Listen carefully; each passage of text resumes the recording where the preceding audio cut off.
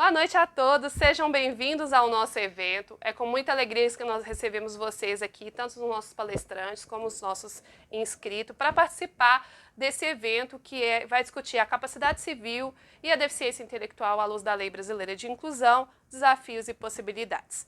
Meu nome é Cíntia, eu sou psicóloga, especialista em psicologia jurídica, sou coordenadora de projetos do Instituto Esther Assunção e também tenho uma atuação com perícias psicológicas no âmbito criminal. Antes de começar nosso evento, eu gostaria de apresentar para vocês o Instituto Esther Assunção, que é uma organização social sem fins lucrativos, que tem como missão mobilizar pessoas e organizações para o exercício da cidadania da pessoa com deficiência. Então, orientados pelo legado da nossa fundadora, nosso intuito é promover a participação social e a inclusão da pessoa com deficiência nos mais variados segmentos da sociedade. E hoje, mais especificamente no mercado de trabalho, por entendermos que o trabalho é um poderoso instrumento de inclusão. Agora eu passo a palavra para a nossa diretora de projetos e diretora-presidente do Centro Especializado Nossa Senhora da Assunção, o Senza Betim, a Natália Costa, que é mestre em psicologia e que vai falar um pouco para nós, começando o nosso evento. Beijo para todas as famílias do Senza que estão me escutando, né? É muito bom estar conversando com vocês. Enfim, vamos falar um pouco de deficiência intelectual.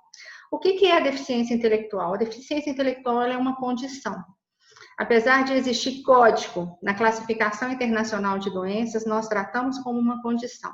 Por que uma condição? Quando você fala de doença, você pensa em tratamento, você pensa em cura, e nós não trabalhamos com a deficiência nessa perspectiva, né? Então, é uma condição, é um transtorno do desenvolvimento.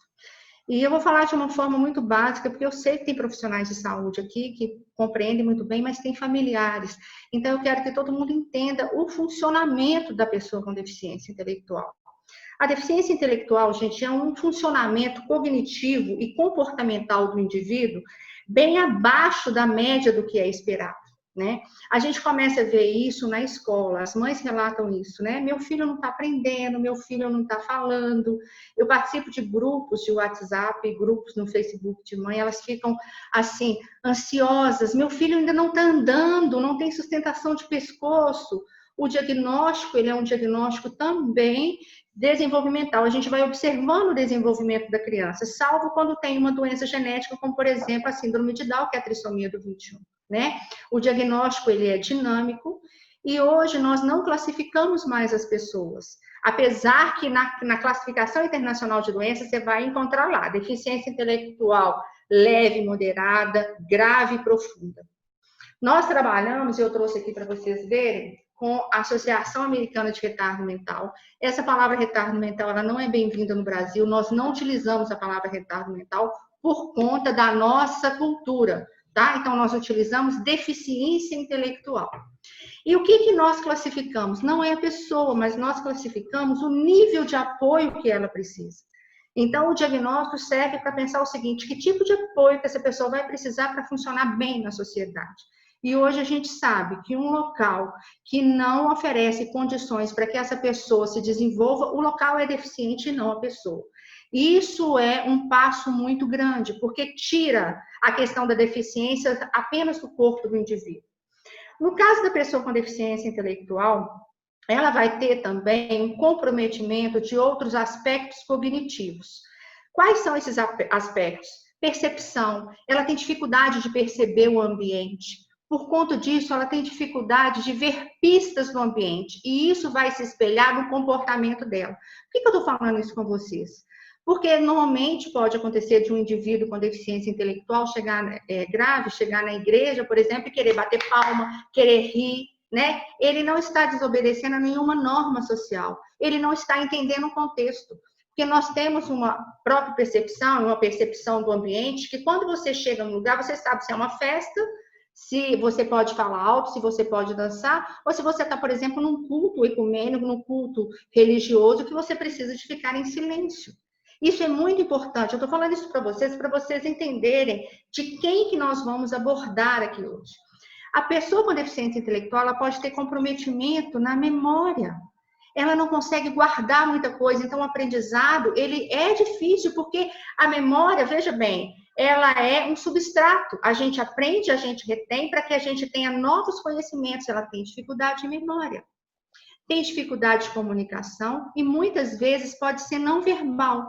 Isso não significa que ela não vai se comunicar. Muitas vezes ela não tem essa linguagem, não vai adquirir essa linguagem.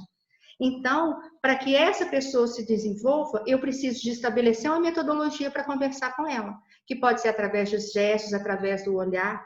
Se ela é surda também, além da deficiência intelectual, porque veja bem, quanto mais comorbidades essa pessoa tem, a gente pode dizer de deficiência múltipla. Aqui no SENS eu trabalho com pessoas com deficiências múltiplas. Então, são pessoas que têm deficiência intelectual, muitas vezes têm autismo, muitas vezes têm uma paralisia cerebral, então tem uma deficiência motora e cadeirante, não consegue falar, não escuta e não enxerga. O que é bonito nisso? O que a legislação vem trazer para a gente? Que essa pessoa, ela tem condições de perceber o ambiente da forma dela. E nós, enquanto equipe multiprofissional, o nosso trabalho é dar acesso. O nosso trabalho é dar esse atendimento, não só para ela, mas também para a família. Como uma condição, nós precisamos de saber que a criança com deficiência intelectual, ela vai ser um adolescente com deficiência intelectual e um adulto com deficiência intelectual.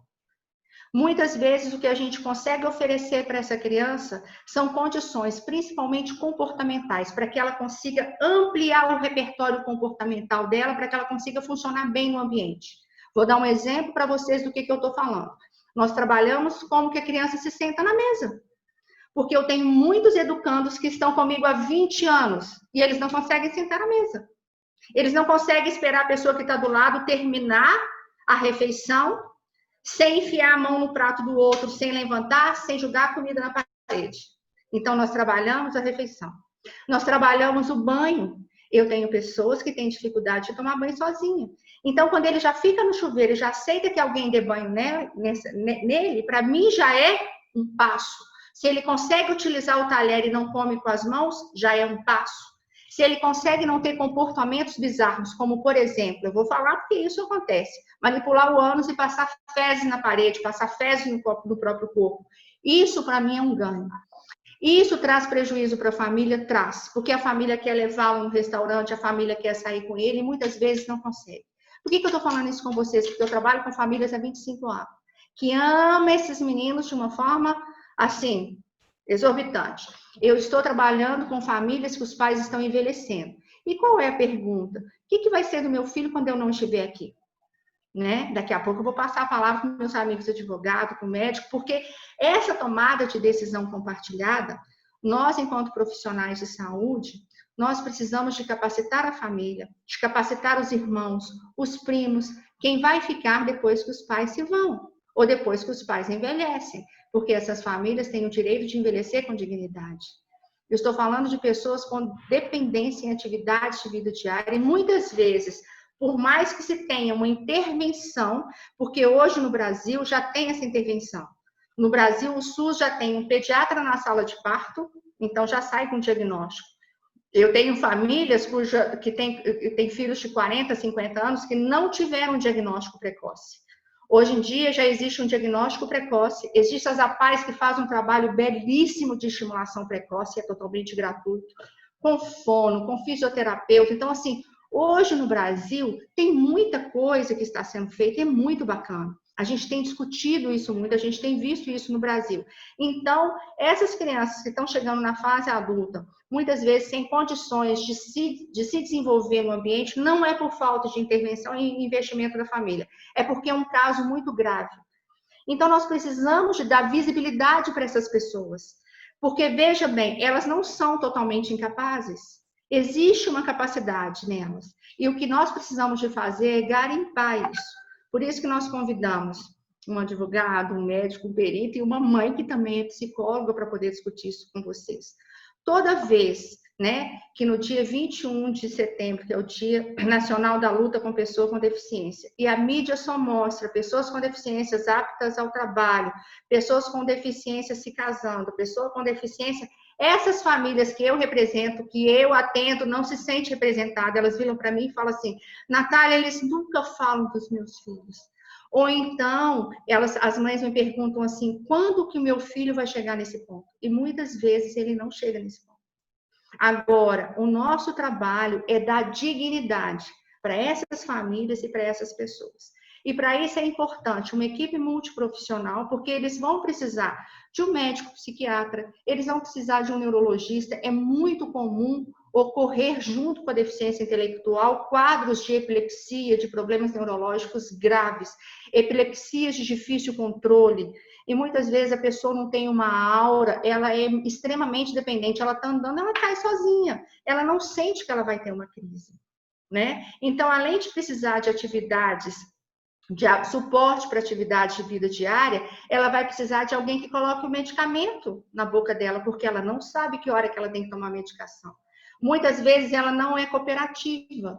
Eu tenho homens de 30, 40 anos que não são cooperativos para poder fazer a barba, então precisa de um cuidador fazer barba de alguém assim, dessa forma, né? Estou falando isso para vocês conhecerem que é uma realidade de uma pequena parcela de pessoas com deficiência, mas essas pessoas existem, apesar de muitas vezes serem invisíveis, né? Uma outra questão que eu vejo que é esse nível de severidade, esse nível de apoio, vai fazer com que a gente classifique os níveis de apoio, como eu falei para vocês. Então, a gente tem apoios que são intermitentes, aquele apoio que vai precisar em determinadas situações. Tem apoios que são limitados, principalmente com relação à frequência. Tem apoios que são extensivos. Ele é necessário em determinado período de tempo, depois ele cessa. Eu estou falando de pessoas que precisam de apoios que se chamam pervasivos. O apoio pervasivo, ele é necessário durante toda a vida, durante todo o período do dia, a pessoa que vai precisar de um apoio para sair da cama, para tomar um banho, para se alimentar, né? Então, é dessas pessoas que eu estou falando. E agora eu passo a palavra para a Cíntia, né? Eu não sei quem é a próxima pessoa para poder estar falando. E é dessas pessoas que a gente precisa de cuidar e de assessorar a família, principalmente com a partida dos pais. Quem vai responder e quem vai ajudar essa pessoa a ter um processo de decisão apoiado. Porque, muito mais do que a lei, a gente precisa de fortalecer, principalmente, os vínculos familiares. Gente, obrigada por me escutar. Acho que eu passei do meu tempo, né, Cíntia? Só um tiquinho, Natália, só um tiquinho. Então, agora eu vou passar a palavra para o Daniel, né, o doutor Daniel, que é médico, psiquiatra e perito, e o Daniel faz as perícias de capacidade civil hoje, que ele vai dividir com a gente a experiência dele como perito e também como graduando em Direito. Boa noite a todos aí. Vocês estão me ouvindo? Eu optei por fazer um vídeo, né? Eu e a Cíntia, nós gravamos um vídeo, porque eu ia fazer uma cirurgia no meu dente no sábado. E aí, talvez, eu não ia conseguir falar muito bem. Então, eu e a Cíntia, na sexta-feira passada, a gente gravou um vídeo com as principais coisas que a gente ia discutir. E eu vou tentar passar esse vídeo para vocês. É claro que qualquer dúvida que ficar, a gente vai conversar depois, né? A cirurgia correu bem, mas eu ainda estou com um pouquinho de dor na região, né, do dente. E aí depois a gente vai conversar mais um pouquinho. Boa noite a todos. Meu nome é Daniel Moreira de Carvalho. Eu sou médico psiquiatra forense, formado pela Universidade Federal de Minas Gerais, com residência em psiquiatria forense pela FEMIG. No momento atual, eu sou bacharelando em Direito também. E eu fui convidado para discutir um pouquinho aqui com vocês a questão das mudanças que a Lei Brasileira de Inclusão trouxe na questão da capacidade civil, principalmente das pessoas com deficiência intelectual. Antes de iniciar a nossa discussão, eu gostaria de ler os 2 primeiros artigos da Lei Brasileira de Inclusão. O primeiro artigo da lei, ele vai trazer qual seria o objetivo principal dessa lei. É instituída a Lei Brasileira de Inclusão da Pessoa com Deficiência, Estatuto da Pessoa com Deficiência, destinada a assegurar e promover, em condições de igualdade, o exercício dos direitos e das liberdades fundamentais por pessoa com deficiência visando a sua inclusão social e cidadania. O objetivo central dessa norma, que é o de assegurar que as pessoas com deficiência possam exercer os seus direitos e garantias fundamentais em condições de igualdade com as outras pessoas, porque até então existiam uma série de barreiras que impediam que essas pessoas pudessem exercer esses direitos. Para exemplificar essa questão das barreiras que normalmente são impostas a essas pessoas, eu vou contar um caso aqui que é o seguinte: você vai contratar uma secretária, né, para o seu consultório médico e dentre aqueles currículos que você recebe existe um que é uma pessoa cadeirante, ou seja, é uma pessoa que apresenta uma deficiência física, mas ela é totalmente capaz do ponto de vista cognitivo, ela fez cursos na área de secretariado, a escolaridade dela é adequada, então, para aquele tipo de função, ela estaria totalmente capacitada. O problema é que esse consultório médico, ele fica no 5º andar de um prédio e esse prédio não tem elevador. Então aí a gente começa a perceber que a incapacidade em si, ela não está na pessoa, mas ela pode estar nesse conjunto de barreiras que impedem que essa pessoa possa exercer seus direitos e as suas capacidades com igualdade em relação às demais pessoas. Então agora eu vou pedir licença para vocês para ler o artigo 2º, que traz um novo conceito de deficiência. Considera-se pessoa com deficiência aquela que tem impedimento de longo prazo de natureza física, mental, intelectual ou sensorial, o qual, em interação com uma ou mais barreiras, pode obstruir sua participação plena e efetiva na sociedade em igualdade de condições com as das demais pessoas. Dessa definição aí, a gente já pode perceber que a questão da deficiência, ela passa por um processo de mudança. Antes existia uma questão, um paradigma que era totalmente médico.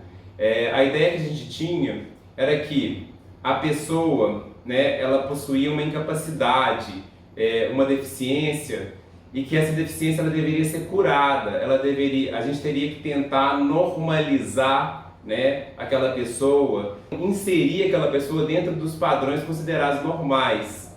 E após a lei da inclusão, a gente passa a encarar a deficiência não de uma forma médica mesmo, mas de uma forma biopsicossocial.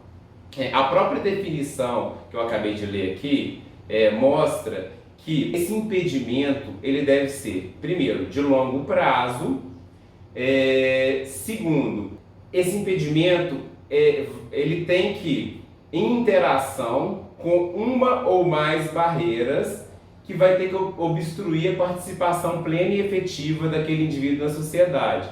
Então deixa de ser uma questão médica, ou seja, deixa de ser centrado na pessoa com deficiência e passa a ser uma questão que envolve toda a sociedade. Então, o que a lei tenta fazer vai ser uma mudança na sociedade em si. Essa é uma lei que ela vai tentar mudar o comportamento das pessoas naquela sociedade. Ela vai construir uma nova ideia da pessoa com deficiência inserida na sociedade. Para que seja possível que essa lei possa ajudar, né, nessa mudança de comportamento da população em relação às pessoas com deficiência, houve também uma mudança nas teorias, na teoria das capacidades. O que acontece? Antes da introdução da lei, a gente tinha no artigo 3º do Código Civil de 2002 que eram absolutamente incapazes de exercer pessoalmente os atos da vida civil os que, por enfermidade ou deficiência mental, não tiverem o necessário discernimento para a prática desses atos. Com a introdução da lei, Esse inciso 2º do artigo 3º do Código Civil, ele foi revogado, porque ele era, de certa forma, discriminatório. Ele já trazia um pressuposto de que aquelas pessoas que tivessem uma enfermidade ou uma deficiência mental poderiam ser consideradas incapazes. A lei de inclusão, ela vai trazer no seu artigo 6º que a deficiência ela não afeta a plena capacidade civil da pessoa. Isso faz com que haja uma mudança também na questão da interdição. Na questão do Código Civil de 2002, anteriormente, eu poderia ser absolutamente incapaz, eu poderia ser interditado, com isso haveria um curador que manifestaria vontade em substituição a mim. Então, assim, era um modelo centrado na substituição da vontade, principalmente. A partir da Lei Brasileira de Inclusão, houve a criação da tomada de decisão apoiada. E a tomada de decisão apoiada passa a ser o principal mecanismo, né? Sendo que a interdição ela vira medida extraordinária, ou seja, ela continua existindo, mas ela só deve ser utilizada em casos excepcionais. Também houve uma mudança na questão de como deve ser feita a avaliação, né, da pessoa com deficiência. Porque como houve uma mudança de paradigma de um conceito de um modelo médico para um modelo biopsicossocial, também a avaliação ela vai ser diferente, né? Agora, um outro ponto interessante que a gente tem que considerar é que a tomada de decisão apoiada no Brasil, ela é nova, é um instituto muito novo. Nem mesmo os operadores dos direitos sabem ao certo como aplicar esse novo instituto. A gente ainda está caminhando aí para poder, para fazer com que esse instituto ele se transforme realmente no instituto principal e para deixar a interdição apenas para aqueles casos, né, considerados mais graves, aqueles casos excepcionais. O que eu tenho observado, né, nos processos em que eu tive acesso, recentemente eu fiz uma pesquisa na Faculdade de Direito da UFMG com 50 processos das varas de família de BH. E o que eu tenho observado é que, ainda hoje, tanto os médicos peritos como os operadores de direito, né, que são os promotores, os juízes, ainda enfocam toda a construção, né, daquele processo e a decisão, né, no caso do juiz, num quesito médico. Desses 50 processos avaliados, a grande maioria deles sequer havia uma perícia, uma avaliação psicológica ou uma avaliação de assistência social. Era realmente focada na questão médica, era uma deficiência do ponto de vista médico, né? Passados aí de 4 a 5 anos que essa lei entrou em vigor aí já, que é a Lei Brasileira de Inclusão. Eu sei que ainda nós vamos caminhar muito, né, até chegar num ponto. A realidade fática mesmo, muitas vezes ela se dissocia do que está na lei, né? Às vezes a lei ela é construída, ela é pensada de uma forma, mas na hora que ela chega para ser colocada em prática, a gente vê uma série de coisas que não vão ser aplicáveis, né, na prática. Então, também a lei ela pode ser modificada com o tempo para se adequar a uma realidade, mas eu acho que a gente está no caminho certo. Eu vou encerrar minha fala, estou aberto a qualquer questionamento, qualquer pergunta. E é isso. Eu espero que vocês tenham gostado, né, dessa contribuição e eu estou aberto a perguntas, né, na hora do debate. Obrigada, Daniel, pela fala, pela sua disponibilidade em dividir seu conhecimento conosco. E agora eu vou passar a fala para o Thiago Elton, que vai falar para a gente sobre esse Instituto Novo de Tomada de Decisão Apoiada. Saudações a todos, me ouvem bem? Dê um joinha, por favor. Se tiver alguma pessoa com deficiência visual nos assistindo, eu estou de camisa preta, eu estou na minha pele é branca, eu uso óculos, eu tenho um topete mal encarado e atrás de mim tem um quadro com uma balança da justiça. Fica apenas uma sugestão para um evento tão rico como esse, eu não estou vendo um intérprete, né? Fica um registro aqui para que os próximos, o Esther ainda faça com ainda mais primor aquilo que faz com muita competência.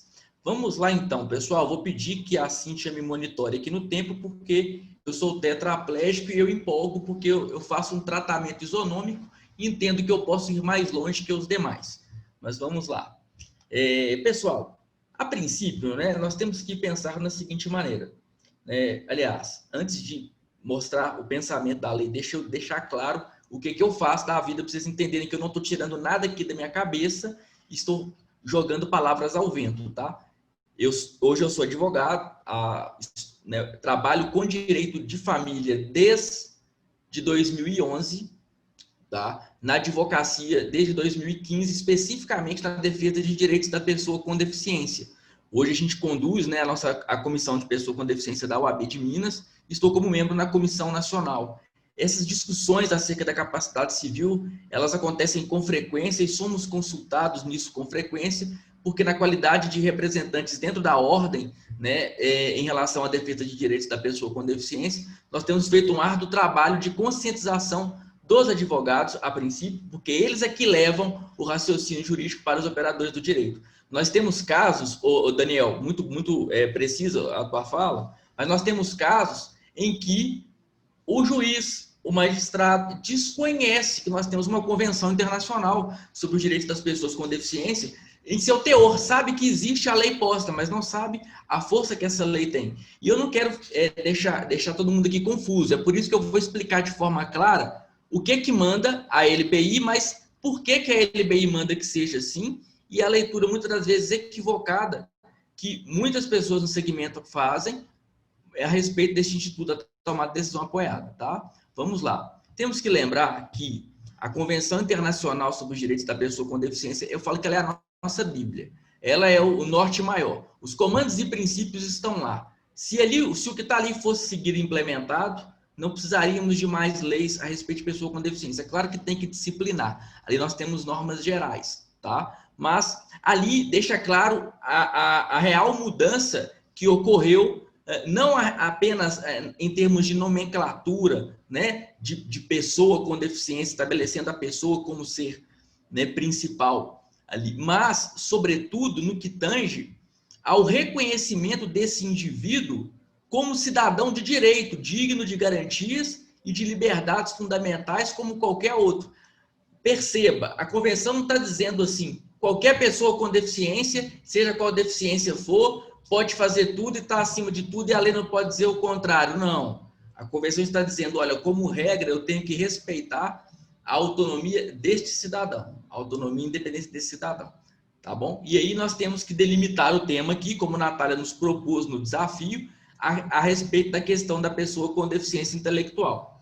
A Natália nos deixou muito bem claro aqui o ponto de vista dela e a vivência que ela tem, que é muito rica, né, no que tange principalmente a questão da pessoa com deficiência intelectual de moderada para grave, né, que é o público que a Natália atende. Mas nós temos que entender que a Convenção Internacional ela traz 5 categorias de deficiência, e aí eu vou fazer alusão aqui ao nosso querido Romeu Sasaki, tá? E aí já tira uma dúvida de muita gente aqui para delimitar o tema, tá bom? Nós temos lá, claro, a deficiência física, que é a mais conhecida, né? Muita gente coloca todo mundo no mesmo balaio, mas não é. A deficiência física é uma categoria, tá bom? De deficiência. Nós temos a deficiência de ordem sensorial, que ele vai abarcar a questão da deficiência auditiva e a deficiência visual, tá? E a convenção, ela traz a deficiência mental ou intelectual. E não é sinônimo, como muita gente pensa, tá? Não são sinônimos.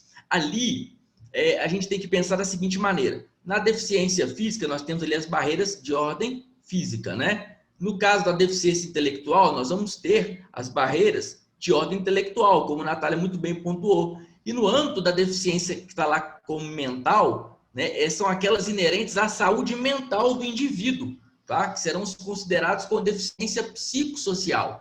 Se o deficiente intelectual, Natália, ele é invisível, o psicossocial ele é mais invisível ainda, ele está no submundo da deficiência. E aí a gente tem que pontuar isso daqui, porque eu não posso falar de capacidade civil e deixar esse público de fora, tá bom? E aí nós temos que lembrar ainda que existem gradações de deficiência. Só um instante. Nós temos aí a deficiência leve, a moderada ou a grave, vamos tratar assim de uma forma geral, tá bom? Não vou entrar no mérito de como se avalia, no final eu faço alguns comentários a respeito, tá joia? Isso nos traz um leque muito grande de situações, tá? Porque quando a Convenção Internacional vem e a LBI, por sua vez, reafirma que a pessoa com deficiência, seja ela qual for, presume-se a regra da capacidade, ela está dizendo que, olha, antes o Código Civil colocava todo mundo como incapaz. Bastava você ter um diagnóstico médico ou um diagnóstico psiquiátrico que você já estava ali meio caminho andado para ser interditado, né? A LBI ela faz o contrário. A rigor, quem que está ali contemplado como o não capaz ou o incapaz? Aqueles que estão impedidos temporária ou de forma permanente de manifestar a própria vontade, tá bom? Não está dizendo qual deficiência que é. Aquele que em razão, pode ser em razão de uma deficiência ou pode ser em razão de uma doença, ele vai estar incapacitado de manifestar ali a própria vontade. E aí, para quem às vezes acha que está boiando, não está entendendo, eu quero situar todo mundo porque eu não sei o nível de compreensão que todo o nosso público tem. Quando fala em capacidade civil, entenda-se. Fez 18 anos, ele responde pelos próprios atos. Basicamente é isso, tá? Resumindo aqui, grosso modo, para vocês. Então, Tiago, quer dizer que a LBI chega e fala que qualquer pessoa com deficiência intelectual, então, fez 18 anos, ela é responsável, e aí não pode dar nada para ela, e como é que vai funcionar isso? Aí vem uma chuva de críticas de civilistas, e o pessoal sem, muitas das vezes, estudar o que fala, de fato, a Lei Brasileira de Inclusão. Gente, o que a Lei Brasileira de Inclusão e a Convenção estabelecem é uma regra. Olha, a regra é a capacidade. Em caráter de exceção, eu vou estabelecer duas medidas aqui. A primeira medida é a tomada de decisão apoiada, que eu já vou explicar como é que ela funciona. E, em segunda medida, nós temos a curatela em caráter excepcional para fins especificamente negociais e patrimoniais, tá bom? Em suma, para falar de dinheiro, para falar de finanças, para falar de patrimônio. Tiago, quer dizer que ela não afeta o trabalho, ela não afeta o direito ao voto, ela não afeta a capacidade matrimonial. É aí que existe uma discussão que é possível reverter, sim, judicialmente, tá? Sou minoria nesse ponto, mas existem desembargadores que já estão compreendendo, temos precedentes judiciais, inclusive, que em última ratio, em última exceção, um caso, por exemplo, desse grave ou severo que a Natália nos trouxe, em que será possível demonstrar que ele deve sim estar ali, né, impedido na antiga curatela total, em caráter de exceção, porque ele não consegue manifestar a própria vontade. Mas se ele consegue manifestar um pouquinho da sua vontade, aí seja ela qual for, a gente vai ter que respeitar o máximo de autonomia que ele tem, e é por isso que a curatela ela tem os efeitos restritivos. Ainda fala que a qualquer momento ela pode ser transformada em tomada de decisão apoiada quando possível. Tá, Tiago, mas que diabos é essa tomada de decisão? Dela, regras que alterar o tema legislativo brasileiro. E ali ele inseriu o artigo 78A do nosso código, que estabelece a tomada contar caso do escritório. Eu fui um dos advogados pioneiros em trabalhar com o Instituto de Tomada de Decisão Apoiada, e a gente tem alguns cases de sucesso aqui com síndrome de Down, por exemplo, tá? Tem um de Down, ele teve todos os estímulos. Eu sei que é difícil, não é todo mundo que tem os mesmos recursos que chega, tá, pessoal, no mesmo patamar. Estou pegando um exemplo de um caso isolado, tá bom? Esse rapaz, ele chegou no nível de autonomia, ele consegue pegar o ônibus sozinho, chamar um Uber, ir para o trabalho, tá bom? Ele toma algumas decisões, mas para algumas situações ele é inseguro, ele precisa da confiança de alguém para poder tomar. Assinar um contrato bancário, se ele está andando na Praça 7, alguém oferece para ele um contrato de cartão de crédito, será que ele vai assinar? E aí, vai produzir efeitos ou não vai? Ele vai sofrer prejuízos patrimoniais por causa disso? É para isso que existe a tomada de decisão apoiada. Um exemplo. Tiago, ela é só para patrimônio? Não, a tomada de decisão apoiada ela é para qualquer ato da pessoa com deficiência. Por quê? Porque ela não restringe a capacidade do indivíduo. A tomada de decisão apoiada, diferente da curatela, quem é o autor do processo, por exemplo, é a própria pessoa com deficiência. Tá? Na curatela, quem é o autor do processo? É aquele que o pretenso curador. Tá? Da tomada de decisão apoiada, basicamente, como é que funciona na prática? Uma família me procura agora, eu quero fazer uma curatela. Por que você quer curatelar teu filho? Vamos analisar se é o caso de curatela. Então, nós desenvolvemos aqui, por exemplo, um questionário que a gente aplica para a família, a gente analisa. Tem campanha, tem alguma equipe, quero conversar, quero saber. Agora eu quero conversar sozinho, só com a pessoa com deficiência. Ele consegue, na qualidade de operador do direito, aferir o nível de capacidade de compreensão da pessoa que eu apresento para aquele estado e aonde eu vou conseguir identificar para que aquela pessoa com deficiência precisa de alguma atividade, de alguma assistência, tá bom? Então nós vamos montar esse termo, meu tempo está acabando, calma aí. Nós vamos montar esse termo, vamos apresentar ele para o juiz, esse termo vai ser homologado, ali vai ser indicado 2 pessoas da confiança, vai ser estabelecido de duração e vai ser um teste, tá? A pessoa com deficiência não vai ter capacidade civil restringida. Se não der certo, se for o caso de ter que evoluir para uma curada, isso vai acontecer no futuro. Mas percebam, o que a lei faz, ela não impõe isso. Até porque a tomada de decisão apoiada não é só da deficiência intelectual ou mental, é para qualquer deficiência, tá bom? Isso já está pacífico na jurisprudência, tá joia? Então, que fique claro aqui para fechar minha fala. Temos que lembrar que a regra é assim, mas isso não é uma regra absoluta que está isso na dignidade da pessoa. O caso concreto que vai dizer, não tem como falar de pessoa com deficiência de forma padrão, né? Tem que observar a singularidade de cada um. Lá no meu canal do YouTube, Cíntia, tem uma playlist falando sobre curatela de decisão apoiada para quem tiver interesse. Obrigado.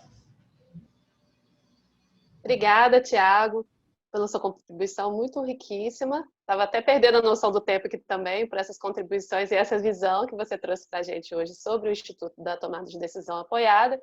E agora eu vou passar a palavra para a Denise, né, que é psicóloga e é mãe de pessoa com deficiência, para ela trazer o relato da experiência dela, né, junto à filha e como profissional da psicologia também, para dividir aqui conosco, para a gente posteriormente entrar no debate. Boa noite. Lembrando que a gente ainda não tem esse costume, né, de fazer audiodescrição. Eu sou uma mulher idosa, já com 64 anos. Sou morena, cabelos curtos, anelados. Estou usando um vestido de decote redondo. Atrás de mim tem uma parede ocre com alguns quadros. E uso óculos. E, como sempre, gostei de batom vermelho. Bom, minha formação é em psicologia e minha filha tem deficiência intelectual e deficiência mental. Até que, enfim, a gente ganhou esse reconhecimento, né? Porque antes era uma grande confusão. Só se falava na deficiência mental, que, na verdade, o que eles queriam dizer era deficiência intelectual. E tem uma irmã também que tem deficiência intelectual e epilepsia de difícil controle, que é uma pessoa que demanda muito mais cuidados do que a minha filha já que tem uma autonomia maior. Então, a gente vivencia aí 2 situações em casa. As 2 são minhas curateladas, dentro do sistema antigo, né, que a gente fazia. Quando eu fui pedir a curatela da minha filha, eu imaginava que seria o pai e a mãe, apesar do pai não viver comigo, não ter uma relação próxima, eu achava que eram os 2 que seriam os curadores. E, surpreendentemente, eu fiquei sabendo que era um só. Então, já veio essa coisa estranha, esse estranhamento deixa eu ver, uns 20 anos atrás. Bom, a minha relação, principalmente como ativista de defesa de direitos das pessoas com deficiência, dentro da própria Associação Mineira de Amigos e de Pessoas com Epilepsia, nós temos uma gama muito grande de pessoas com deficiência intelectual que precisam do atendimento permanente, um acompanhamento permanente de cuidadores, que normalmente são as mães. Eu falo normalmente, né, que usualmente são as mães, que, na verdade, são essas mães como eu já com 64 anos, preocupadas como que vai ficar minha filha na minha ausência, a minha irmã e uma família pequenininha, esse núcleo familiar. E que demanda exatamente isso, eu preparar todos os medicamentos que toma todos os dias, os horários, tudo isso são sob os meus cuidados. E mesmo tentando toda a autonomia, de vez em quando a gente se surpreende, por exemplo, no caso com uma crise, quando eu vou ver lá a caixinha, é porque não tomou o remédio. Tem a caixinha toda adequada lá de manhã, de tarde, de noite, e acontece uma crise, eu vou olhar. Então, a gente sempre tenta trabalhar com autonomia, mas a demanda é muito grande. Como já dizia minha mãe, a gente tem que ter liberdade vigiada. Assim, tem que desenvolver a autonomia, mas, ao mesmo tempo, a gente tem que ficar sempre atenta. O que me preocupa com esse novo modelo é exatamente situações como as duas. Eu vou contar caso pessoal mesmo, para exemplificar. Quando papai e mamãe estavam já muito doentes, e eu ainda trabalhava, eu procurei uma empregada doméstica e estava mantendo a cuidadora. E o que aconteceu? Logo depois eu aposentei, foi questão de 3 meses isso, eu percebi que essa pessoa que eu havia contratado justamente para ter mais tranquilidade, para passear com a minha irmã, para olhar a medicação, para dar mais tranquilidade para ela naquele ambiente que tinha as 2 pessoas adoentadas. A Mariana ia para a escola de tarde, ficava só uma parte do dia. Essa pessoa, ao saber que a Márcia tinha uma aposentadoria, porque papai e mamãe pagaram a aposentadoria para ela ao longo da vida, ela começou a trabalhar uma possibilidade dela arrumar um namorado, e o namorado era um parente dela. E houve todo esse encantamento. É uma situação muito complexa, que, na verdade, eu fui percebendo, e tudo de uma forma bem escusa. Saía, ia encontrar no Parque Municipal, é uma coisa muito complicada, e a pessoa vai se encantando, e de uma hora para outra é que eu percebi que já ia pedir para ir dormir na casa dela no final de semana, para ir em baile, essas coisas, que ela precisava arrumar um namorado encaminhado, sabe? É muito complicado. Aí vem a situação da gente. Até que ponto que as pessoas utilizam a deficiência intelectual, todo um jogo de sedução para unir.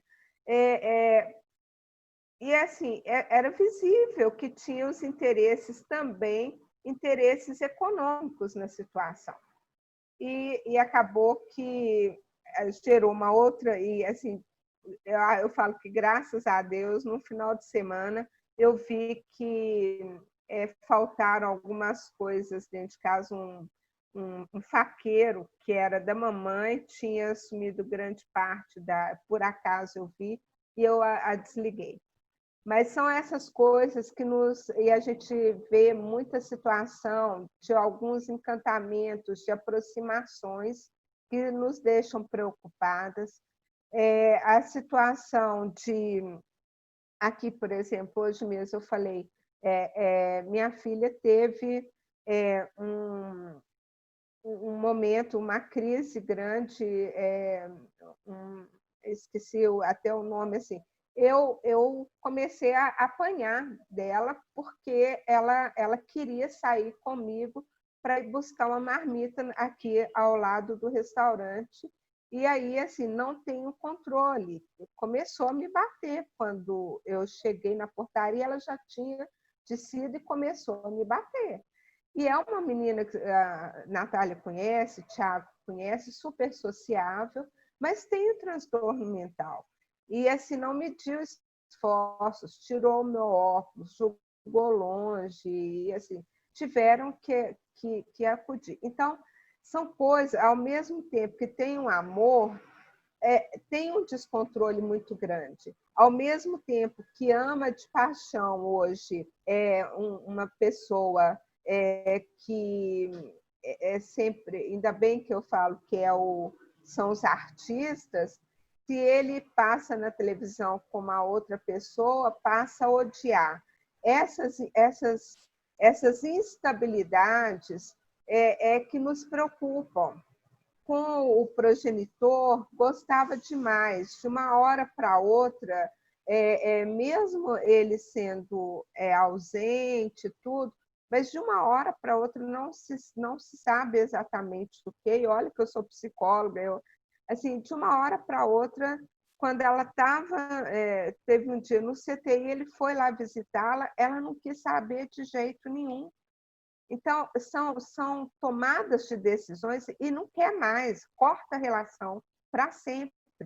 São tomadas de decisões muito emotivas, tá? E, ao mesmo tempo que, numa situação, eu imagino, de um perito, numa decisão, pode estar com raiva de mim naquele momento, tomar uma decisão, não sei como que isso seria, tá, Tiago, o Daniel, e depois arrepender.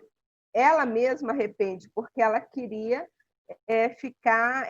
o fator hoje de amor é um tio que não a vê há mais de 10 anos, mas ela direcionou todo esse amor paterno para esse tio que não a vê há mais de 10 anos. Então, é muito complicada a situação de nós, familiares, para quando a gente fala de tomada de decisão apoiada, enquanto não está aqui bem próximo a nós. É uma situação que a gente trabalha para o bem. É uma pessoa que tem muita autonomia, quem conhece sabe disso, ela escolhe a agenda de diversão, ela é muito autônoma em tudo, mas assim, no que tange a situações de decisões que teriam algum impacto, por exemplo, e se na escola, a escola dela, quando eu escolhi a escola que hoje ela está, eu deixei muito claro, eu não aceito relação de namoro dentro da escola. E ela ficou lá só por isso, assim, só por isso no início, quando entrou. Porque se entra nesse processo, a questão me preocupa muito, a questão de daqui a pouco eu ter 2 pessoas com deficiência dentro de casa, numa situação de vida marital, sabe? Então, assim, eu tenho todas as preocupações, principalmente com essas situações. Eu estou falando como mãe, como psicóloga, eu falo exatamente como eu lido com uma pessoa com transtorno mental, que usa medicação, tem todo um acompanhamento, tem as atividades e pode entrar em um colapso de uma hora para outra, inclusive a ponto de machucar, de agredir.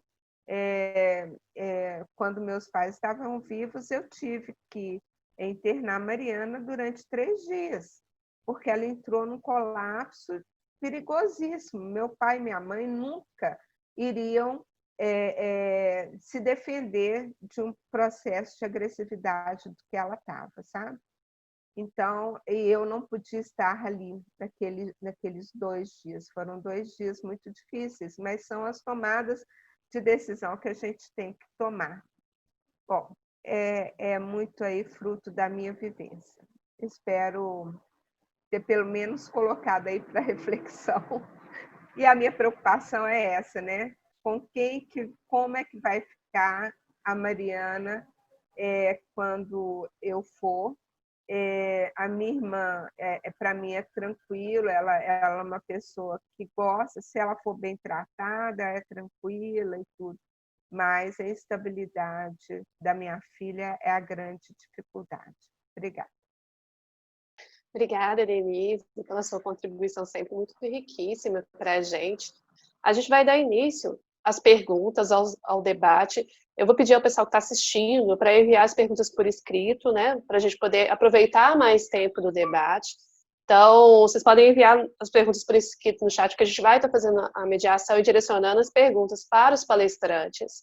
É importante a gente deixar claro aqui, gente, que a gente compreende que esse instituto da tomada de decisão apoiada é um avanço significativo na legislação. O que a gente está discutindo aqui não é que a gente é contra esse tipo de dispositivo, mas como a gente pode cercar isso para que com situações como a Denise descreveu, como a Natália descreveu da prática dela no Senza, né, quando as pessoas estão mais vulneráveis, como que a gente pode continuar garantir o direito dessas pessoas e que elas não sejam, né, não sejam vítimas de pessoas que podem se aproveitar da condição delas, da ingenuidade que é inerente em muitos casos. Então, como o Daniel disse, a ideia é que a lei precisa ser aplicada, a gente precisa começar a ter decisões nesse sentido, para a partir daí a gente começar a ter, né, ver quais os dispositivos que a gente vai ter que criar para poder melhorar isso ainda. Mas a gente não pode deixar de dizer que é uma conquista muito grande para as pessoas com deficiência intelectual, para as pessoas que têm algum tipo de sofrimento mental, transtorno mental, desassociar essa ideia de deficiência e incapacidade. Porque durante muito tempo a deficiência foi sinônimo de incapacidade. Então essa dissociação é muito importante. O que a gente vai trabalhar agora é fortalecer a legislação para que essas exceções também tenham seus direitos garantidos, né? Então, eu vou abrir para os palestrantes para ver se algum deles quer fazer alguma pergunta para o outro colega, né? Se quer comentar a fala de algum outro colega.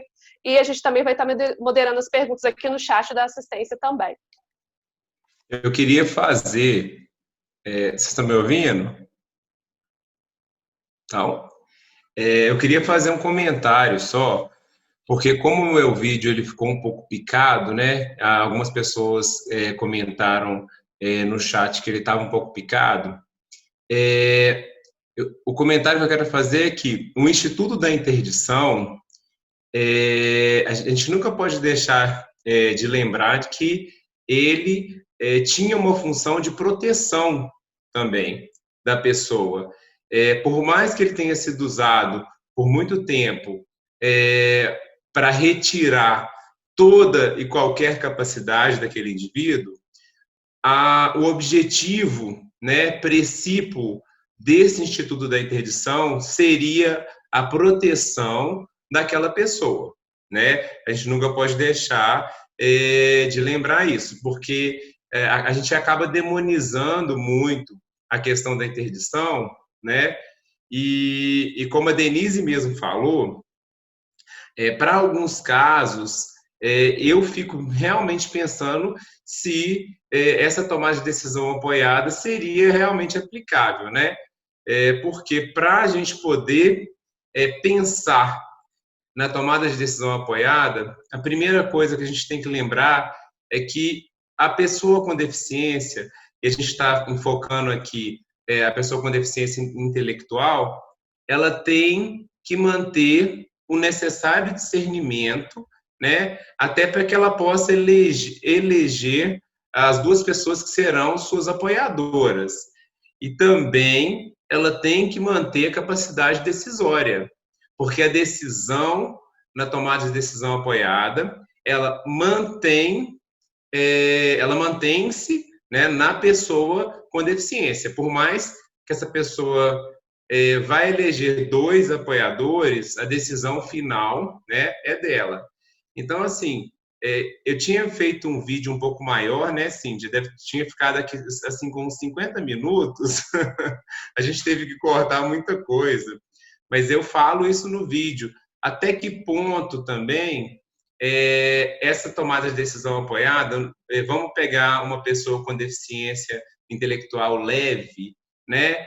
Que é aquela pessoa que ela vai conseguir conviver em sociedade, né? Tranquilamente, ela vai conseguir, inclusive, trabalhar e tal. Mas eu fico pensando, até para esse tipo,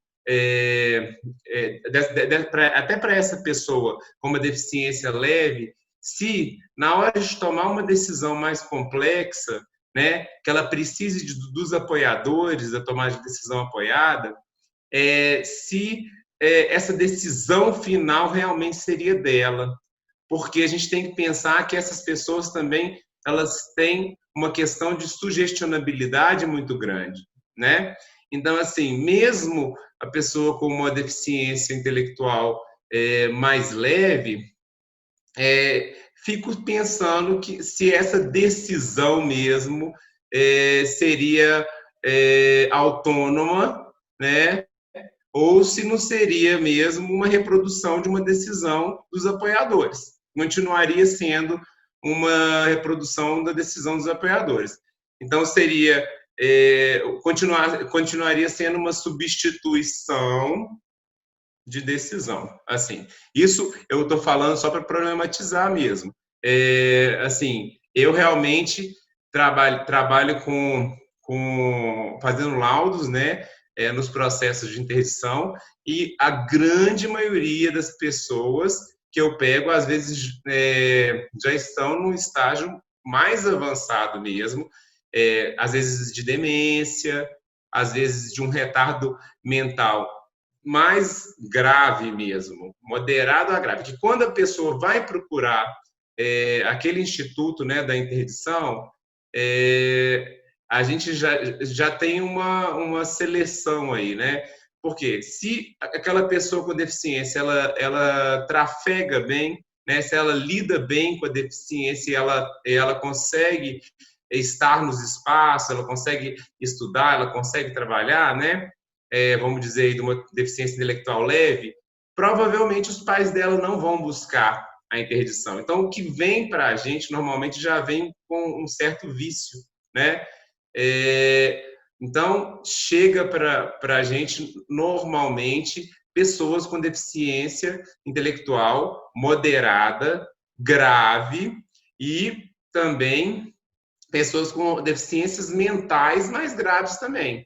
Que a pessoa com deficiência mental que consegue se estabilizar utilizando medicação, ela também vai conseguir conviver, ela também vai conseguir estar em sociedade, né, de uma forma tranquila. Então, assim, aí eu fico pensando nisso também, quando aquela pessoa chega para nós num processo, fica até complicado a gente sugerir uma tomada de decisão apoiada. Eu sugeri durante esses 4 anos aí da lei, desde 2016, porque a Defensoria Pública passou a questionar, passou a quesitar, né, se a tomada de decisão apoiada seria uma possibilidade.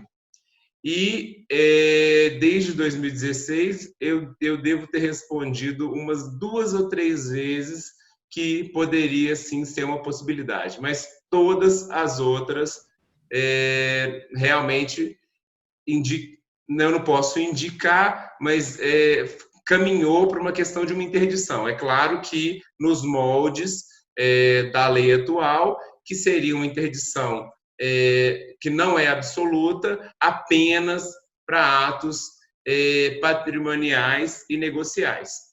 Né? Não afeta a plena capacidade. Então, é isso que eu queria falar. Ô, doutor Daniel, eu gostaria de comentar, só para acrescentar, né, a importância que tem o papel do perito justamente por causa disso. que às vezes as pessoas, eu tenho percebido que muita gente tem uma dúvida no seguinte: o que é a tomada de decisão apoiada? Nós temos que lembrar que tanto a curatela quanto a tomada de decisão apoiada são processos judiciais, tá? Então, aonde que nasce o processo judicial ali? Ou na mesa do defensor público ou na mesa do advogado. Ele que vai ser o representante ali do curador ou da pessoa que está movendo a ação. E ali nasce o primeiro momento, eu falo que o advogado é o primeiro juiz da causa. É o momento de se escolher qual que é o procedimento. O que nós temos visto é que, na prática, os colegas eles não sabem definir qual que é o procedimento, né? É claro que se entrar com curatela, o que vai acontecer? O defensor público, que ele está na função de representar o curatelado, ele vai sempre quesitar pedindo para fazer a tomada de decisão apoiada. Às vezes não é ele quem vai fazer, é o estagiário dele que está lá, ele vai copiar e vai colar e vai mandar. E aí que entra, né, a autonomia do perito. Eu fico feliz de saber que tem peritos como você que está aí estudando direito, está se dedicando a entender, né, essa realidade, porque na prática nós temos visto a negligência pericial que muitas das vezes impede de se fazer com que uma curatela que é parcial seja revertida como total em grau superior. O perito ele tem autonomia para dizer no curso na hora né, do laudo que ele está confeccionando ali, se é o caso de converter para tomar decisão apoiada, ou se é o caso de, se ele tiver que dizer que para nenhuma finalidade ali de manifestação de vontade, aquela pessoa ela tem a capacidade civil, ele tem que dizer ali naquele momento. Porque muitas das vezes a gente se depara com um laudo pericial que responde apenas estritamente aos quesitos que foram formulados e às vezes só fica registrado a questão do negocial e patrimonial. A gente não entra em outros aspectos. Se eu barro o negocial e patrimonial, eu consigo barrar um regime de bens, mas de repente eu não consigo barrar a liberdade matrimonial, dependendo do contexto. Tá? E lembrando, por fim, que a tomada de decisão apoiada ela é um instrumento personalizado. Não é igual a curatela que a lei já define como é que vai ser. Na tomada de decisão apoiada, é uma construção do advogado, da família, da equipe multidisciplinar que acompanha. Tá? E ali vai ser redigido um termo que vai estabelecer não apenas quem são os apoiadores de confiança, mas vai ter um prazo, ali vai estar definido qual que é o limite, para que tipo de ato que o apoiador vai ter que assinar junto com o apoiado. E se houver a divergência de vontades, porque o apoiador ele tem a mesma responsabilidade do curador em relação à preservação dos bens e da dignidade. Então, se o apoiador identificar que aquela decisão, que aquela pessoa com deficiência está de fato ali tomando uma atitude que vai ser prejudicial, aí não é questão de... Eu nem falo em substituição da vontade dela, mas em caráter de exceção, atendendo ao que está na Convenção Internacional, o Estado juiz vai interferir, porque ele fala que o apoiador ele pode acionar o Ministério Público e tem que acionar o próprio juiz em caso de divergência de vontades com o apoiado. E aí, lembrando, por fim, que a nossa Convenção não fala em autonomia absoluta, ela fala em máxima autonomia. E aí a gente tem que fazer a coisa personalizada para cada um, tá bom? É um instrumento que está em construção, não é nada no direito. Nós temos de 2016 para cá, aí 4 anos de vigor da Lei Brasileira de Inclusão, né? Fez 5 anos agora, mas a gente tem que pensar no vigor, tá, joia? É isso, mas nós vamos construir. Eu acredito que futuramente, certamente vai ser um instituto melhor aplicado à medida que houver esse tipo de discussão. Tanto o pessoal da área médica, quanto os operadores do direito, quanto a equipe multidisciplinar e o principal, a família conhecer o instituto, tá bom? Casos, Denise, como o da Mariana, em situações análogas, não quer dizer que você tem que entrar com a tomada de decisão apoiada. A rigor, a curatela parcial é perfeitamente aplicável para ela. E se o perito faz o papel dele ali completo e analisa, percebe que a Mariana ela tem as limitações dela na manifestação de vontade de caráter prejudicial, ele pode sugerir. O juiz, ele, na primeira instância, ele sempre vai dizer, não posso interditar de forma absoluta, entre aspas, o que acontecia antes. Mas se eu tenho respaldo no laudo pericial, eu tenho subterfúgio para recorrer e reverter essa decisão para transformar uma curatela que era parcial em uma curatela total, tá bom? Essa discussão ainda existe e o Instituto não está totalmente abolido como muita gente prega por aí, tá bom, pessoal? Eu queria falar um pouco para poder complementar tanto a fala de Daniel quanto de Tiago e também dar suporte à fala de Denise, né? antes de chegar nos tribunais, como é importante se costurar os laços da pessoa com deficiência intelectual. Muitas vezes essa pessoa perde os laços em casa, né? Não é uma situação de julgamento, mas é muito comum o casal não continuar junto. Então, muitas vezes, ou o pai ou a mãe, mais comumente o pai vai embora, e muitas vezes, na ausência desse pai, a mãe toma conta. Então, para a gente, isso é muito tranquilo, que normalmente as mães tomam conta muito bem. Existe, muitas vezes, um excesso de proteção, né? Quando tem outros filhos, é muito comum a mãe interiorizar esse sofrimento e falar, isso não é problema dos meus filhos, não, eu que cuido. Eu tenho esses casos no Senza, sabe? E às vezes eu preciso de falar com a mãe assim, olha, me dá o telefone dos seus outros filhos, eu preciso de conversar com os outros filhos, porque muitas vezes o próprio pai e a própria mãe, pela vivência da dor e da solidão, eles não querem que os outros filhos participem. Então, um dos objetivos da equipe transdisciplinar é costurar os laços afetivos dessa pessoa. Porque mesmo na antiga lei, na interdição total, quem responde por ela tem que ter laço. Tem que ter laço com ela e saber diferenciar o que ela quer e o que ela precisa. Porque muitas vezes o que ela quer não é o que ela precisa. Então, dentro dessa ética, desse cuidado, muitas vezes o responsável civil e financeiro que está protegendo o patrimônio não tem laço com essa pessoa. Às vezes é um excelente administrador financeiro, mas não é bom emocionalmente. Então, esse é o trabalho, por isso que eu acho perfeito essa arena de discussão, né? Eu sou uma privilegiada de ter Denise, de ter Tiago, né, próximo na comissão, porque são pessoas que constroem junto, né? A Comissão de Defesa de Pessoas com Deficiência da OAB tem advogados com deficiência que vivem isso, e eu acho que isso é perfeito, porque essas pessoas saíram da sombra e agora a gente tem que perguntar o seguinte, como ajudá-las? Fico muito preocupada, porque no ramo da psicologia e da psiquiatria hoje no Brasil tem muita ideologia, e as decisões não podem ser tomadas baseadas em ideologia. O que eu gostaria, o que a pessoa tem direito, é claro, nós nunca vamos cercear o direito dela. Mas uma tomada de decisão, ela tem que levar em consideração as consequências dessa tomada de decisão. Por exemplo, um relacionamento afetivo. Quer casar, quer estar junto, qual que é a consequência de você ter uma pessoa do seu lado? Muitas vezes os pais abarcam um casal de pessoas com deficiência em casa, e aí eu fico perguntando o seguinte, será que aquelas duas criaturas sabem o que é ter um laço afetivo? A gente não pode banalizar isso. Então, é função da equipe multiprofissional dar suporte para essa família nessas tomadas de decisão com relação a essa pessoa. Muito me preocupa a interdição total também, porque essa pessoa não tem voz muitas vezes. E nessa tomada de decisão apoiada, eu vejo que o laço afetivo de quem está tomando a decisão, o amor, a compreensão, inclusive de se explicar para a pessoa por que ela não concorda com aquilo. Eu vou dar um exemplo para vocês. Eu tenho um educando aqui no Senza que ele gostava de jogar na loteria.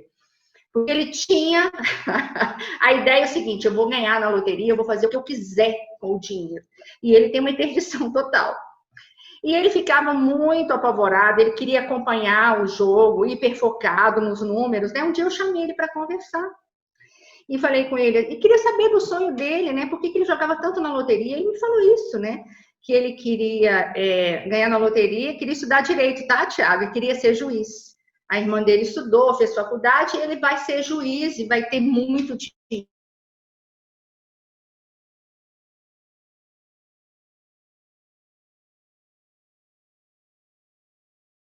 Dele, e contei para ele que ele é interditado, e ele ganha na loteria. Quem vai administrar seu dinheiro? Ele virou para mim e falou assim, a minha mãe. E falei, pois é, como é que vai ser isso? Você acha que a sua condição vai continuar mesmo ou você vai ter mais problema? Porque você vai saber que você vai ganhar sozinho na loteria, você vai ter um dinheiro imenso no banco, mas você vai poder fazer o que você quer. Então, nós estamos construindo uma situação de angústia, muitas vezes do próprio indivíduo ele não aceitar a condição dele. E eu não estou falando só de pessoa com deficiência, não. Tem pessoas que não têm deficiência e acham que se ganhar dinheiro tudo vai mudar. Tem gente que acha que está com problema, fala assim, eu preciso fazer uma viagem, vou para o outro lado do oceano, você leva o problema junto com você, as questões junto com você. Então, a deficiência é um desafio, é uma questão. Então, eu construí com ele essa questão. Eu falei, olha, você vai ter o dinheiro, mas a sua mãe vai continuar tomando a decisão do que você vai fazer com o seu dinheiro. E foi muito bonito, porque aos poucos ele foi entendendo isso. Hoje ele praticamente não joga mais, né? E nós fomos construindo isso, que muitas vezes você tem que construir possibilidade junto com a família e junto com a pessoa com deficiência, porque muitas vezes os laudos dos meus colegas só entregam impossibilidades, fala que ele é incapaz. Você pega laudos e laudos, páginas em páginas, para falar que a pessoa é incapaz. Claro que a pessoa é incapaz, um F71, um F72, claro que a gente entende determinadas situações. Então, vamos construir possibilidades dentro de uma situação social, que não é acessível. E muitas vezes, as barreiras, como o Daniel falou, que impede a pessoa que nós estamos construindo agora, e às vezes as dificuldades dela, então a gente tem que construir caminhos. E eu vejo que no caso da interdição, nós precisamos de capacitar quem vai responder, quem vai ficar, né? Não só os pais, mas os irmãos, os primos. Eu tenho casos, Tiago, que muitas vezes os pais falecem e a pessoa não tem ninguém. Então, assim, às vezes o juiz, já aconteceu do caso de juiz nomear assistente social do município.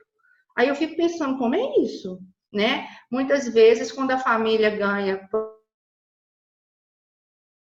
por exemplo, de ter o atendimento conosco, às vezes uma outra pessoa vai responder financeiramente, mas eu chamo essa família e falo, o afeto é só você que vai dar.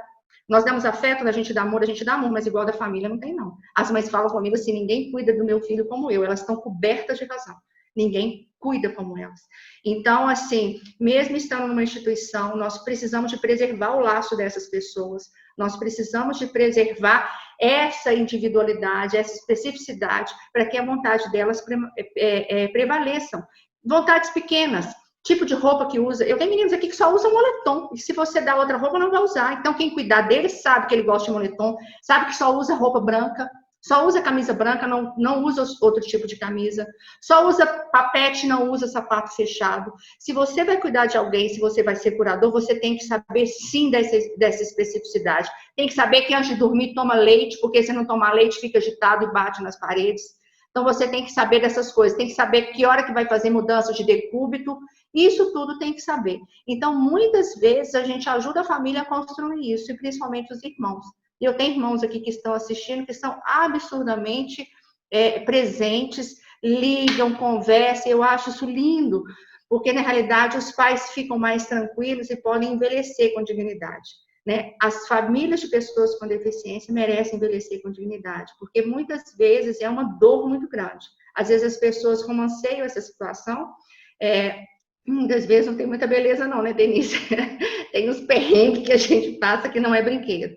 Então, eu gostaria de deixar esse relato da importância de se construir laço, porque não adianta chegar com um processo lá no juiz, pelo juiz nomear alguém, e se essa pessoa que está sendo nomeada não tem um laço com quem ela vai cuidar. E é laço pequenininho, sabe? Essas coisas. Você tem que saber essas miudezas da pessoa que você vai cuidar. A gente tem algumas perguntas aqui no chat, mas eu queria comentar aqui que o Thiago está no deadline dele aqui, ele não vai poder ficar conosco, então eu vou abrir um espaço para ele se despedir da gente aqui, e depois eu vou fazer a leitura aqui das perguntas que estão no chat para a gente poder responder também, né, essas que já estão aqui. Eu sei que a discussão é muito rica, né, a gente poderia passar aqui até a noite discutindo a questão, mas até para a gente já se encaminhar também para o final aqui da nossa reunião. Thiago? Tá, joia, pessoal, eu queria agradecer, tá, pelo convite, pela oportunidade, pedindo desculpas pelo meu horário, porque temos prazos a serem cumpridos hoje ainda. Quem acompanhou pelo Instagram viu o sofrimento que foi hoje aí, mas enfim, deixo inclusive o link aqui no chat, tá, para eventuais dúvidas, tá bom, Cíntia? E só em relação à questão da Simone, Simone, você tinha perguntado aí a questão, né, de uma possível, pelo que eu li na tua pergunta, uma possível apropriação indébita de benefício da pessoa com deficiência. Isso é crime na forma do artigo 89 da LBI, tá? E isso aí tem que ser apurado, tá? Você vai ter que acionar o Ministério Público, que é a entidade, né, competente, tá? Para poder iniciar essa apuração, tá bom? E se for o caso, isso pode ensejar até a perda da tutela dessa pessoa com deficiência. Se não houver outro familiar aí com um laço de confiança, que a Natália muito bem destacou ali, infelizmente o caminho, né, o último caminho aí vai ser a institucionalização, tá bom? Mas eu fico à disposição aí no meu chat, tá no meu chat, no meu direct do Instagram para todos. Agradeço, foi um prazer enorme estar com a Natália, Cíntia, Denise, doutor Daniel e todos os convidados aí, tá bom, pessoal? Tenham uma boa noite a todos. Bom, obrigada, Tiago. A gente tem a pergunta aqui da Marília, né? Ela é advogada, e ela está perguntando se a tomada de decisão já tem sido deferida nos tribunais, né? Então, a gente, no começo da fala do Tiago, a gente viu que ele já tem alguns casos em processo, né? Que é demandado, mas ainda é uma prática muito nova, né? Daniel, Natália, Denise, o que vocês têm de notícias sobre isso? Eu analisei para um projeto de pesquisa da faculdade 50 processos. E desses 50 processos, nenhum deles instituiu tomada de decisão apoiada.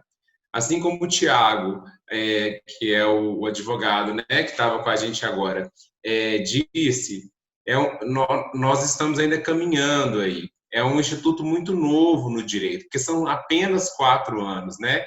E a gente ainda não tem na lei todas as questões, né, a respeito desse instituto. Ele está sendo construído. Então, eu não vou saber responder se ele já vem sendo utilizado nos tribunais. Agora, o que eu posso responder é que, caso ele esteja sendo utilizado, são minoria, né, ao contrário do que prevê a lei, porque ele deveria ser, a partir da Lei Brasileira de Inclusão, ele deve ser o principal mecanismo, né? Porque a partir da lei de inclusão, a interdição passa a ser um instituto que deve ser utilizado apenas em casos excepcionais e extraordinários. Então, assim, em tese, a tomada de decisão apoiada ela deve crescer aí com o tempo, né? E deixar apenas os casos graves, né? Onde não há qualquer tipo de interação ou discernimento por parte do paciente com a pessoa com deficiência, né? Para a interdição. É isso que a gente espera, né? Mais alguma pergunta? Alguém tem mais alguma pergunta que gostaria de fazer? Aqui tem uma. Como trabalhar a sexualidade do jovem com deficiência intelectual em relação ao toque? Eu sei que vocês iam falar. A sexualidade é inerente do ser humano, né? Então, a questão do toque, do conhecimento do próprio corpo, isso é absurdamente natural. Que nós temos que fazer educação sexual que a gente faz com a pessoa também que não tem deficiência. Da mesma forma, a diferença é a linguagem, né? Então, o próprio toque, se masturbar, isso é absolutamente natural. Aqui no Senza, a gente orienta para que eles façam isso com censura, que local que eles vão fazer, porque muitas vezes eles fazem isso no corredor, né? É aquela questão que eu falo com vocês, a gente trabalha isso também. A criança, quando chega, às vezes a criança costuma andar peladinha em casa, né? Pai e mãe sabem disso. Quando ela começa a entrar na idade de 3, 4 anos, bate a campainha, ela tá peladinha, ela faz assim, ela tampa, né? Porque ela sabe que ela está nua. Aqui eu tenho pessoas de 40, 50 anos que se deixam andar nua no corredor.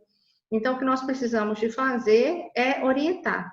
Quando ele não entende essa orientação, nós precisamos de protegê-lo, né? Nesse sentido, né? Mas a sexualidade, ela precisa ser vivida plenamente dentro da condição do indivíduo. Então, a questão do toque, a questão do prazer do próprio corpo, isso a gente acompanha o indivíduo até onde ele entende isso, porque muitos deles nem têm essa noção, pelo menos o meu público, né? Eu não sei como é que é a Denise aí com a filha dela, mas o meu público não tem. Eu tenho meninas que quando conseguem falar, elas querem namorar. O que é namorar? Namorar é ver o artista lindo na televisão, é jogar beijo, né? É casar, né? Mas não sabe exatamente o que significa isso. Então a gente vai descobrindo né? Com os nossos educandos, assim, até onde vai o entendimento deles, mas muito nessa questão da preservação da própria integridade física. Como a Natália falou, a sexualidade é uma manifestação, inclusive, instintiva, né? E também vem muito de uma situação de oferta de excitabilidade, por exemplo. Se tem acesso a é muito claro, assim, Mariana. Teve uma época que eu percebi que mesmo com o tablet, com o controle de paz, ela conseguia acessar algumas coisas que tinham pessoas transando. É lógico que ela ficava excitada e se masturbava, mas ela sempre, ela sabe da censura dos locais. É o quarto dela, ela nunca fez isso em ambientes públicos. E a gente também oferecer outras opções, porque vem muitas vezes de falta de estímulos para outras coisas. E uma das situações que aconteceu, que estava muito estimulada, eu acabei fazendo lá no atendimento do psiquiatra dela, ele prescreveu uma medicação que ajudou na ansiedade dela. Isso, assim, é muito falta. Às vezes a pessoa não está tendo o que fazer, então já tem muito tempo, eu percebo alguns momentos, então tem o controle, mas é sempre ela sabe que é no espaço dela, no quarto dela ou no banheiro, e a gente não deve proibir. A questão, a gente tem que demonstrar até onde pode ser feito, né? A gente não tem mais perguntas aqui no chat. A gente vai encerrar, até porque a gente está extrapolando um pouquinho a duração do nosso evento. Eu gostaria de agradecer a todos, né, Denise, Natália, Daniel, por terem aceitado o nosso convite para discutir sobre o tema. É sempre um prazer abrir esse espaço de discussão que permita a gente, né, esclarecer essas dúvidas, compartilhar as nossas angústias e principalmente trabalhar por essa participação social e a inclusão da pessoa com deficiência. A gente tem grandes conquistas até o momento, pretendemos continuar conquistando mais, e desse tipo de espaço que a gente consegue fomentar, né, ações políticas, questionamentos que vão melhorar o entendimento e a participação social das pessoas com deficiência.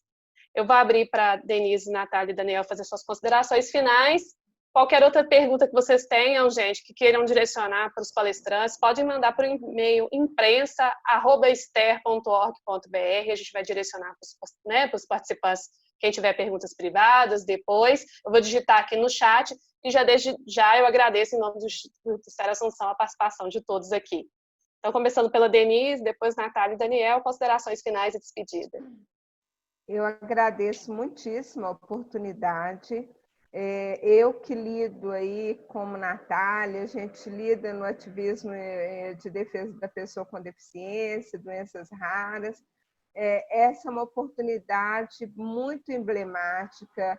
Essa temática raramente é discutida, a gente sempre está aí lidando com a temática da pessoa com deficiência, que é protagonista, de uma forma muito, muito independente. Falar da pessoa com deficiência mental grave, severa, profunda, da pessoa com transtorno mental, ainda é muitíssimo raro.